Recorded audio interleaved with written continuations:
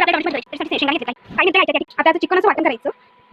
बघू शकता छान असं वाटण झालेलं आहे मस्त. त्याच्यामध्ये मी हळद पण टाकली. 2 मोठे कांदे घेतले चिरून. जोपर्यंत कांदे चिरतोय तोपर्यंत आपण पाणी गरमायला ठेवू. पाणी गरमायला ठेवलंय बघू शकता तुम्ही. कोमटच करायचं जास्त पण तापले नाही असं काही पाहिजे नाही. कढईमध्ये तेल टाकले आपण बघू शकता तुम्ही. जिरे टाकायचे थोडे आपल्याला तडतडण्यासाठी. वाव बघा. नाईस आहे. कांदा टाकायचा आपल्याला बघू शकता. वाव कांदा छान परतून द्यायचा आहे. परतेपर्यंत हलवायचा आहे छान. आपला कांदा परतलाय बघू शकता छानपैकी. आता याच्यामध्ये टोमॅटो टाकायचे. टोमॅटो टाकल्यानंतर मस्त असं हलवायचं आहे. तुम्ही याच्यामध्ये मीठ पण टाकू शकता कारण मिठामुळे हे लवकर मऊ होतात. थोडंसं बारीक मीठ टाकायचं आहे यामुळे ते लवकर स्मॅच होतील. आता याच्यामध्ये आपल्याला वाटण टाकायचंय आपण केलेलं. चांगलं हे वाटण आता याच्यामध्ये असं परतून घ्यायचं आणि मिक्स करून घ्यायचं. आता भाजीमध्ये पाणी टाकायचंय. अजून टाकायचं थोडं पाणी तुमच्या कुटुंबातलं तेवढं. उपयोग काहीतरी टाइमपास करूया गाईस. बघा हे आमचं चिकू आहे. हे ऑटोग्राफ दे रे बेटा. बोले की गोद में सुलाव की लरी लरी लरी. बघा ते पण किती छान गाणं गाते.